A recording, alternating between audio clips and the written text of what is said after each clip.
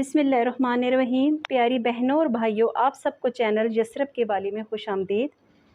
आज प्यारे दोस्तों, मैं आपको मलहून बादशाह अबरहा, जिसका वाक़ये के बारे में कुरान पाक में एक सूरत फ़ील भी है, उसके बारे में एक छोटा सा बयान आपको सुनाती हूँ।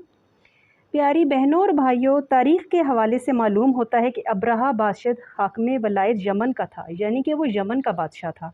उसने जब देखा कि हर साल लोग जोग दर जोग मक्का मुअज़्ज़मा की ज़ियारत को जाते हैं, तो वो हासिद मलहून था, उसने अपने दिल में सोचा कि एक मकान खाना काबा की तरह उसका नमूना बनाकर उसका नाम भी काबा रखा जाए। तो उसने वो वैसे ही किया, और वो ये चाहता था कि खल्क़े अल्लाह को बैतुल्लाह के हज से किसी तरीके से बाज रखे।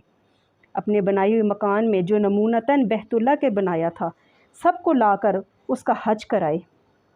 उसने अपनी जहद बेफ़ायदा और कोशिश बेहुदा की कि खाना मज़कूरा को बैतुल्लाह करार दिया जाए, और फिर उसने बैतुल्लाह को मस्मार करने का इरादा किया। और इन अय्याम में एक शख्स कुरैशी वहाँ गया और उसके बनाई हुए काबा का वो खादम मुकर्रर हुआ। उसने एक शब फुर्सत पाकर, यानी मौका पाकर, उसी घर में हल्ला बोल दिया, और जो कुछ माल और असबाब थे वो लेकर वो वहाँ से चल दिया।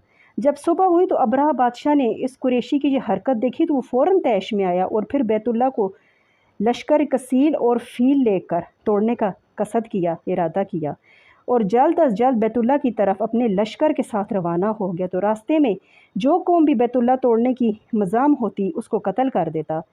जब वो बैतुल्लाह शरीफ के वहाँ लश्कर और हाथी के जा पहुँचा, तो उन मकामी कुरैशियों ने ये सब देख कर तमाम अहले कुरैश को उनके कबाइल के हमरा अपना अपना घर छोड़कर पहाड़ों में छुप कर बैठ के, और वहाँ से वो सब कुछ देखने लगे।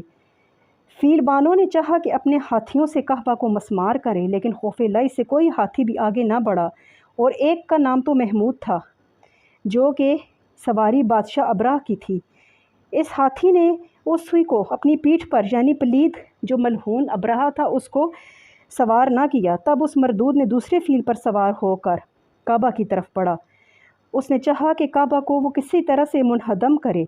इतने में हज़ारों की तादाद पर परिंदा बाबील बहुक्म रब जलील 3-3 कंकरियाँ अपनी चोंच में उठाकर, उनकी जो कंकरियाँ थी ना, वो मसूर का जो दाना होता है, मसूर की दाल जितने उनकी, मतलब है कि उस साइज़ की थी, उनके मुंह में थी, और एक एक पंजों में लेकर आईं। और सब असहाबे फ़ील पर और घोड़ों पर मिसले गोला बंदूक के मारने लगी, यानी कि उन्होंने कंकरियाँ इतनी ज़्यादा अपनी ताकत से फेंकी कि वो इस तरह उन्हें लग रही थी कि जैसे गोला बारूद और बंदूक से निकल रही हों। एक एक कंकरी हर सवार के सर से घुसती और नीचे से निकल जाती, और बाद सवार के पुष्ट से गुजर कर पेट से बाहर होती। एक ही पल में अल्लाह कद्दूस ने सबको जहन्नम वासिल कर दी। और बादशाह अबरहा प्लीज ये देख कर भागा और अपने घर में जाकर लोगों से सारा जो कुछ वहाँ पे गुजरा वो अपना हाल बयान किया। इतने में अल्लाह की मर्ज़ी से एक अबाबील इस मरदूद के पास गई। उसने लोगों को दिखाया कि इस किस्म के जानवर परिंदे थे। ये कहते ही बादशाह के सर पर एक कंकर मारा और वहीं उस मरदूद को जहन्नम वासिल कर दिया। एक रवायत में है कि हर पत्थर पर उस शख्स का नाम लिखा हुआ था जिस पत्थर से वो मारा गया हो। और अल्लाह ताला ने सूरत फ़ील में इसका बयान फरमाया है, अलम तरा कैफ़ फ़अल रब्बुका बिअस्हाबिल फ़ील, जिसका तर्जमा है कि क्या तुमने नहीं देखा कि तेरे रब ने हाथी वालों के साथ क्या किया।